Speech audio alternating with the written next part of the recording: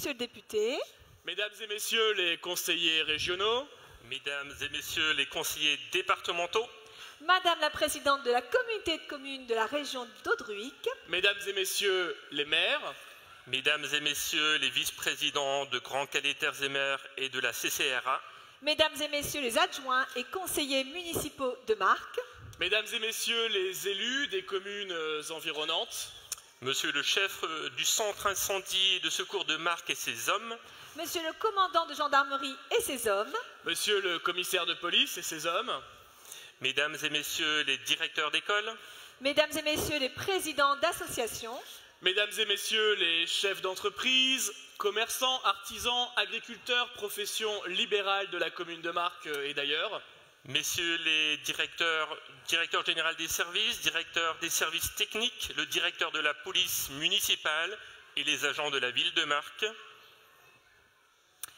Mesdames et Messieurs, chers amis, vous nous avez manqué. Il était temps que nous puissions enfin nous retrouver après 2 ans où rien ne nous aura été épargné. Du Covid à la guerre en Ukraine, en passant par la crise énergétique.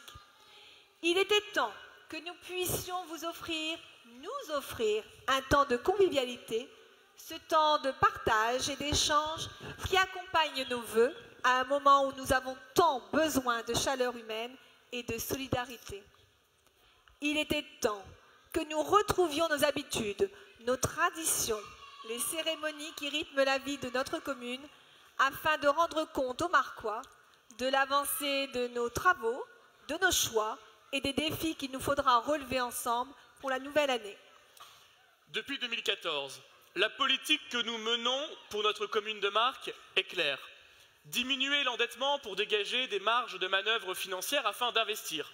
Faire baisser la pression fiscale pour favoriser l'attractivité de la commune et évidemment le commerce de proximité. Ainsi, l'endettement par habitant était de 812 € en 2014. Il sera de 529 € en 2023, soit une chute pratiquement de 50% en moins de 10 ans. Année par année, nous avons pu dégager des excédents dans nos budgets, ce qui nous a permis de faire face aux difficultés quand elles survenaient. Cette saine gestion des finances de la commune, en bon père de famille, nous permet de passer le cap des coups durs, comme la multiplication par 7 des tarifs de l'électricité, que nous paierons en 2023 pour nos bâtiments. Nous attendons maintenant la mise en place des différents dispositifs d'aide de l'État pour connaître exactement nos marges de manœuvre. En tout état de cause et malgré ces grandes incertitudes financières, nous sommes en mesure, grâce à notre bonne gestion, de maintenir l'engagement pris devant vous en 2020. Nous n'augmenterons pas les taux de la taxe foncière en 2023. Contrairement à une majorité des villes françaises, nous faisons le choix du courage, celui de ne pas faire peser sur les propriétaires déjà asphyxiés d'impôts et de dépenses contraintes le coût de la crise. Parmi nos engagements constants depuis notre élection se trouve notre volonté de multiplier les services publics de proximité pour nos administrés. L'année 2022 n'a pas fait exception à cette règle, puisque nous avons pu inaugurer la Maison France Service, place de l'Europe, qui rencontre déjà un franc succès.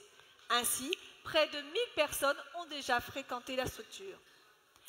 Afin de compléter ce nouveau service public, nous avons le plaisir de vous annoncer aujourd'hui que la région des Hauts-de-France et son président Xavier Bertrand, grâce à l'entreprise de M. député et de 2 conseillers municipaux régionaux, M. Jean-Michel Tacoun et Mme Dumont, il a été décidé d'ouvrir au cours du premier trimestre 2023 son antenne locale à Marques, au sein de notre maison France Service.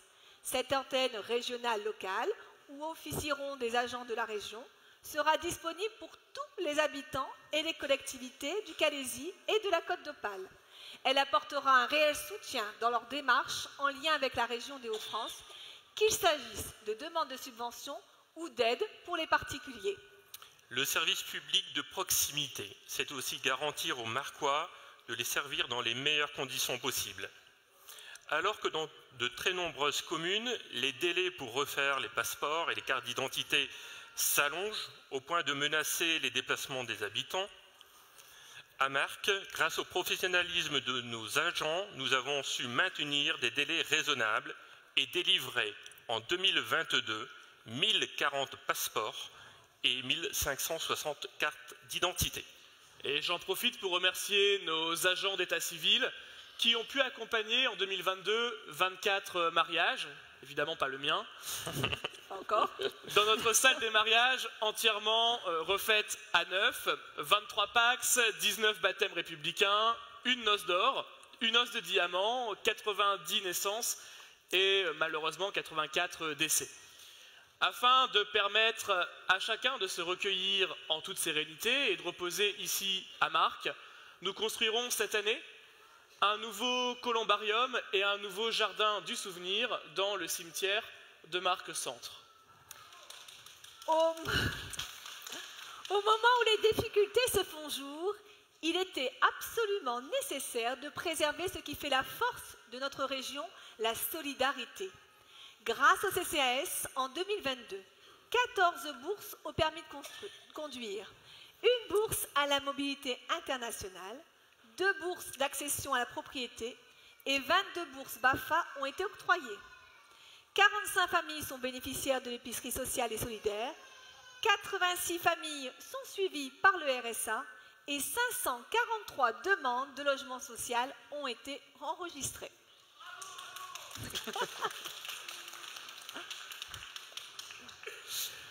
Bien conscient que notre parc de logements sociaux n'est pas suffisant et n'est pas assez étoffé, tant en nombre qu'en ce qui concerne les différents publics éligibles, nous menons depuis 2014 une politique ambitieuse de rattrapage de notre déficit de logements sociaux. De 11% en 2014, nous sommes aujourd'hui arrivés à 15,6%. Cela a été rendu possible en 2022 par l'extension de 4 logements du foyer de l'âge d'or et la création de 6 logements rue des Tilleuls. En 2023, nous accélérons la cadence puisque les 68 logements de la résidence des Thermes seront livrés, dont 25 pour personnes âgées, 15 pour seniors en situation de handicap, 6 maisons en accession sociale à la propriété, une première dans la commune. Enfin, dans les Dryades, 8 maisons clôtureront enfin le vaste programme des Dryades. Par ailleurs, l'année 2023 verra le début des travaux aux Ursulines face à l'ancienne gendarmerie pour un vaste projet, comprenant 58 logements locatifs sociaux, dont 26 pour nos aînés. La multiplication des programmes d'habitat pour nos aînés est une priorité. Fatigué par le poids des années, l'entretien d'une grande maison devient un fardeau. Déménager dans un logement plus adapté permettra de libérer des habitations pour accueillir des jeunes couples avec enfants et ainsi, les maires ici présents le savent, maintenir nos classes ouvertes. Toujours pour nos aînés, en décembre dernier, 1881 carnets de bons d'achat de Noël représentant 40 € en cumulé leur ont été distribués, soit pour un montant total de 75 240 € qui a été directement injecté dans les commerces marquois de proximité. Nous savons qu'ils en ont bien besoin, tant la conjoncture économique, plombée par le coût de l'énergie, est difficile pour eux. Toujours pour nos seniors, d'ici fin janvier, un tout nouveau mobilier sera installé pour un montant de 46 000 € au sein du foyer des personnes âgées, clôturant ainsi sa profonde rénovation. Nos aînés, comme près de 6 000 Marquois, se sont déplacés aux urnes à l'occasion de l'élection présidentielle du printemps dernier, puis aux élections législatives afin de choisir notre représentant à l'Assemblée nationale au mois de juin. Vous avez manifesté à cette occasion votre soutien à notre équipe municipale en apportant massivement vos suffrages à notre député Pierre-Henri Dumont.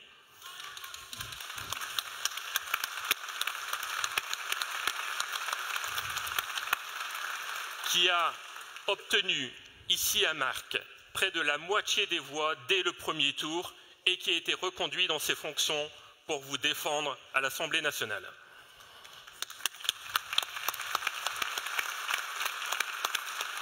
Comme depuis 2017, il sera tous les jours à nos côtés pour continuer de transformer notre ville de Marc et nous pourrons compter sur son appui afin de débloquer nos dossiers, faire avancer nos projets, comme nous comptons sur l'appui de nos conseillers régionaux et départementaux qui sont bien présents ici.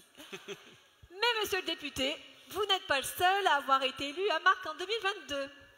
Puisque vous l'avez entendu, nous avons également le plaisir d'accueillir un nouveau maire du conseil municipal des jeunes, en la personne de Léane Mamet. Elle s'est déjà mise au travail avec l'ensemble de ses adjoints et conseillers. Félicitations à toi, Léane, et félicitations à toute l'équipe. Bravo à vous.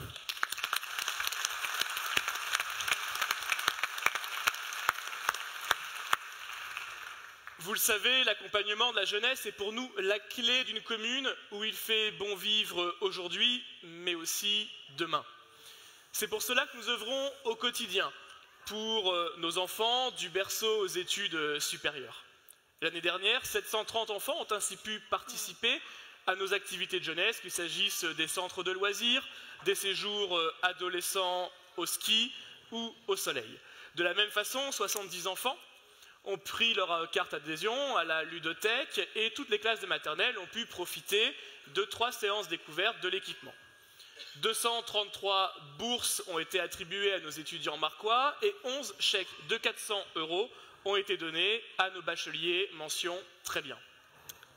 Chez les tout-petits, la maison de la petite enfance affiche toujours complet, tant en ce qui concerne le RAM que la crèche ou le jardin d'enfants.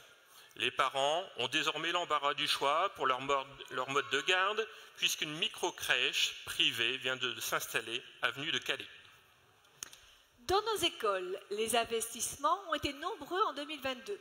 Ce sont au total près de 100 000 € qui ont été injectés.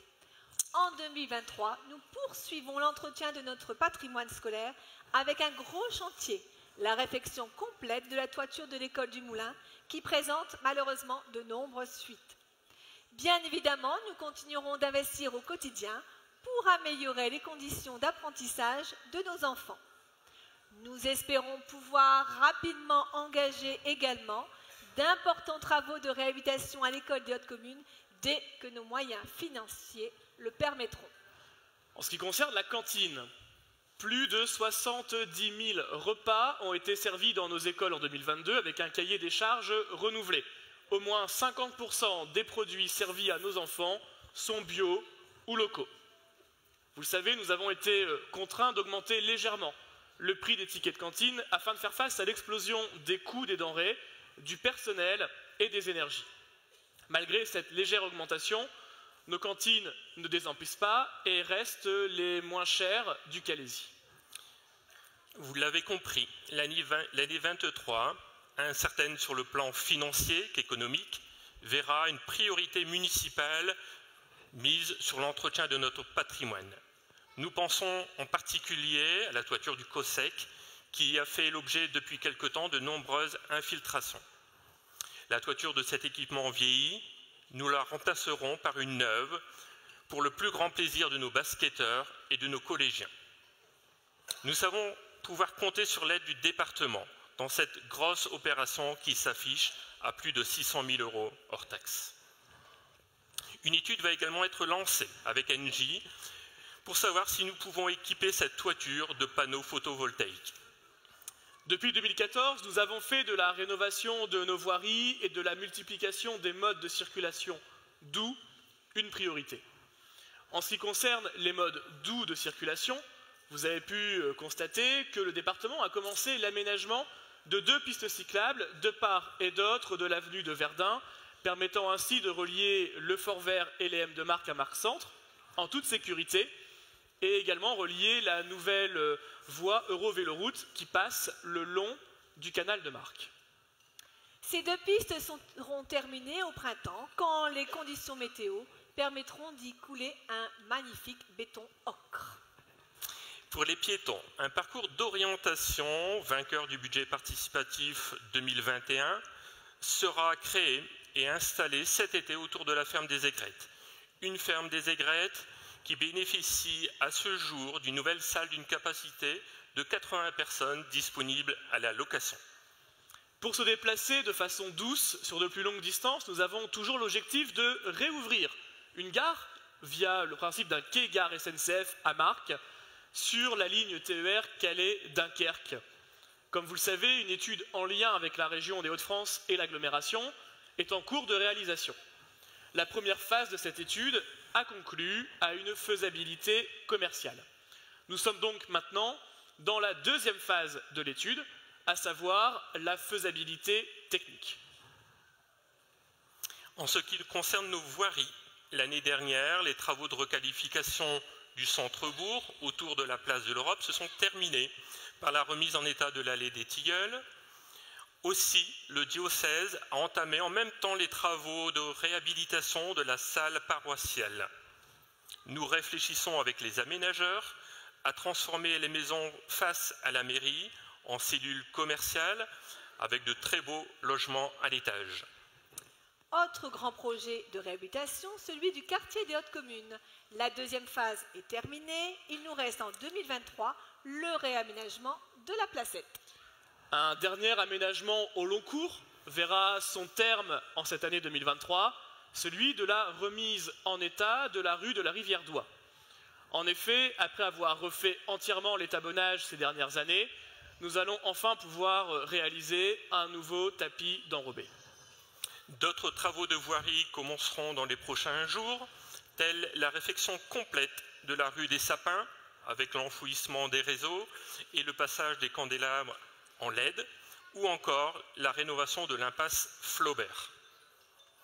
Notre volonté sera enfin de commencer d'ici la fin de l'année les travaux de rénovation de la rue des Chardonnerets, des allées des Pinsons et des Fauvettes. Travaux dont la réalisation dépendra de nos finances, de notre faculté à aller chercher des subventions auprès de nos partenaires. C'est un autre type de patrimoine que nous avons mis en avant en réussissant, grâce au concours des associations, de Monsieur le député, de Monsieur Jean-Michel Takoun, adjoint à l'environnement, à faire classer cet été notre phare de Wald au titre des monuments historiques. Des travaux de réhabilitation vont pouvoir être lancés en concertation avec le Conservatoire du Littoral et l'opération France Vue Mer de l'État. Des travaux qui permettront non seulement la sauvegarde du phare, mais aussi d'améliorer sensiblement l'accès à celui-ci pour les piétons et les cyclistes. Dans le secteur, nous avons déjà pu, en juin dernier, rendre la rampe Paul définitivement praticable afin de faciliter l'accès des chasseurs et les divers utilisateurs du parking. Alors, bien évidemment, cet accès au phare se fera en respectant la faune et la flore locale, et je pense en particulier à la colonie de phoques qui s'y trouve. La préservation de l'environnement, c'est ce qui nous a amené à renaturer la flaque des Dryades en 2022. Force est de constater qu'aujourd'hui, notre étang des Dryades est plus beau, plus agréable, plus naturel que jamais, et qu'il bénéficie tant aux pêcheurs qu'aux promeneurs qui profitent de ce poumon vert en plein cœur de ville. Partout ailleurs dans la ville, nous multiplierons cette année les prairies et les gazons fleuris sur nos différents espaces verts, comme nous avons pu le faire les années précédentes dans les différentes écoles et aux petits meuniers. La protection de la nature ne peut aujourd'hui se détacher de la recherche d'économie d'énergie et de l'optimisation des dépenses. À ce titre, nous installerons cette année 20 nouveaux candélabres LED avenue Mitterrand et nous ferons évoluer notre plan de sobriété énergétique adopté au conseil municipal de septembre dernier en fermant l'éclairage public 2 heures de plus dans les artères secondaires de la commune. Si les économies réalisées sont évidentes, nous avons cependant conscience du sentiment d'insécurité qui peut être créé. Force est de constater que la délinquance n'a pas augmenté sur la commune avec la fermeture de l'éclairage public. Cependant, nous restons vigilants sur ce point et nous continuons nos efforts afin d'assurer la sécurité de tous les Marquois. C'est ainsi que nous avons inauguré un nouveau poste de police municipale équipé d'un centre de supervision urbain. Ce centre de supervision sera renforcé par l'installation au cours des prochaines semaines de 8 nouvelles caméras de vidéoprotection, portant à 50 le nombre de caméras déployées à Marques. Ces caméras entrent dans le programme du projet Terminus, leur achat, leur pose et leur entretien sont intégralement financés par nos amis britanniques dans le but de mieux lutter contre l'immigration clandestine. Toujours en ce qui concerne nos systèmes de caméras, les travaux pour le déploiement de la vidéo-verbalisation débuteront fin janvier, faisant de Marcq la première ville du territoire à utiliser un tel système pour sécuriser les entrées et sorties des écoles. Puisque la répression ne peut se faire sans prévention, nous venons d'acheter le terrain libre en face des petits meuniers afin d'y créer un parking et un dépose-minute pour l'école du Moulin, bien entendu avec la crèche également. Création qui s'inscrira dans le cadre d'une vaste réhabilitation de l'avenue de Verdun. En raison des contraintes financières et de l'incertitude vis-à-vis de nos recettes futures, cette réhabilitation ne pourra pas avoir lieu cette année, mais nous en peaufinerons les plans pour préparer les investissements futurs. De la même façon, nous allons continuer de travailler cette année sur la préfiguration de la médiathèque, avec la finalisation de l'étude réalisée par la commune en lien avec le département, l'agglomération et la direction régionale des affaires culturelles. Cette étude nous permettra de savoir si cet équipement est viable pour les finances de la commune, de connaître son meilleur emplacement pour toucher un maximum d'habitants et son dimensionnement. C'est un très beau projet, un nouveau lieu de vie qui me tient vraiment à cœur et qui, j'espère, pourra voir le jour rapidement si nos finances le permettent. Par ailleurs, pour faciliter l'accès aux services rendus par la ville de Marcq et à ses administrés, nous avons le plaisir de vous annoncer que depuis quelques minutes, un nouveau site internet plus intuitif, plus clair, plus complet est en ligne. Ce site internet est complété par une application mobile. Elle est, elle aussi, téléchargeable dès maintenant et elle vous permettra de signaler directement, grâce à la géolocalisation, tout problème au service de la mairie, qu'il s'agisse de voirie, de troubles à l'ordre public ou de toute autre difficulté. Pour accéder à ce nouveau site internet de la ville de Marcq, je suis heureuse de pouvoir vous annoncer, en tant que vice-présidente de l'agglomération en charge du numérique, que les 51 derniers logements de la commune seront raccordés au très haut débit. Ainsi, toute la commune sera couverte par la fibre d'ici fin février, préparant la fin du réseau cuivre prévu en 2030. C'est ce réseau de très haut débit déployé partout dans la commune qui nous permet de développer notre vidéoprotection. Nous l'avons dit, mais qui nous permettra également de mettre en place cette année un dispositif de badge pour tous les utilisateurs d'équipements communaux en remplacement des clés. Clés qui sont facilement perdues et qui nécessitent, dans ce cas, de changer régulièrement les serrures. Ainsi, chaque utilisateur, qu'il soit adhérent d'une association ou employé municipal, se verra remettre un badge nominatif permettant d'accéder à nos équipements selon certains créneaux horaires définis en amont, enregistrant également les heures d'entrée et les heures de sortie, qui permettra aussi, un peu comme dans un hôtel, d'allumer, d'éteindre le chauffage et la lumière, ce qui, vous l'avez compris, facilitera les économies d'énergie. Et cette fois-ci, en cas de perte, il suffira de désactiver le badge à distance. Alors que beaucoup de collectivités font le choix de diminuer les subventions aux associations afin de surmonter cette crise budgétaire, nous faisons un choix différent, celui de la responsabilisation de nos associations sportives et culturelles. Nous allons donc maintenir nos subventions, mais nous leur demanderons plus d'efforts pour éviter le gaspillage de l'énergie. Un nouveau règlement est en cours de rédaction et vous sera présenté ces prochaines semaines par Madame l'adjointe à la vie associative, Madame Mouchet. Éviter de gaspiller l'énergie. Cela veut aussi dire changer les modes d'éclairage de nos équipements. Si nous avons basculé l'éclairage de la salle de tennis en LED l'année dernière, nous ferons de même cette année. De ping-pong. Ah, pardon. Tennis de table. Oui, de tennis de table en LED l'année dernière. Nous ferons de même cette année avec le complexe Hubert Seban. en 2023. En raison de la tempête budgétaire que nous vivons, nous avons dû réduire le nombre d'événements. Néanmoins, la ville restera toujours dynamique avec de nombreuses manifestations festives et culturelles. Après la pièce de théâtre Le Prénom, à la fin du mois, les Marcois pourront assister à l'élection de Miss Marc, également au spectacle d'Arnaud Ducret, et comme toujours, à une belle programmation estivale avec par exemple le cinéma de plein air. C'est grâce aux efforts de tous que nous pourrons continuer à investir demain et après-demain à Marc. En ce qui concerne le sport, l'investissement des prochains mois prendra la forme de la construction d'un véritable skatepark, composé de plusieurs éléments qui raviront les riders de tous les âges et de tous les endroits de la commune. Riders qui participent déjà à l'élaboration, à la conception de ce bel équipement de proximité, équipement qui sera complété d'un mur d'expression libre pour nos graffeurs en herbe, afin de créer une véritable ambiance street.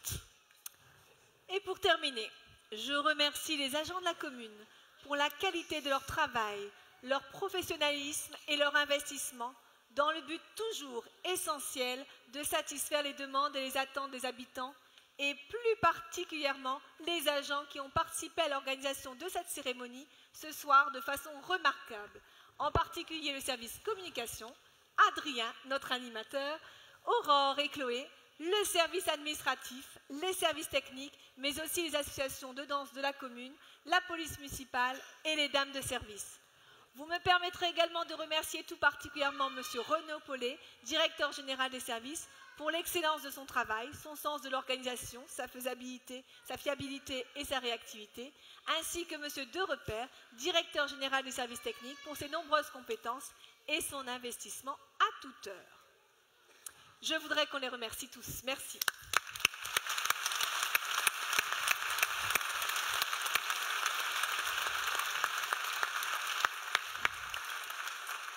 Mesdames et messieurs, chers amis, vous l'aurez compris, quoi qu'il arrive, nous serons à vos côtés durant cette année 2023, comme nous l'avons été ces dernières années, raisonnablement mais résolument, afin de vous accompagner dans vos démarches administratives, en vous facilitant la vie au quotidien, en contribuant aussi à vous apporter au travers de nos événements festifs et sportifs un peu de joie et de bonheur.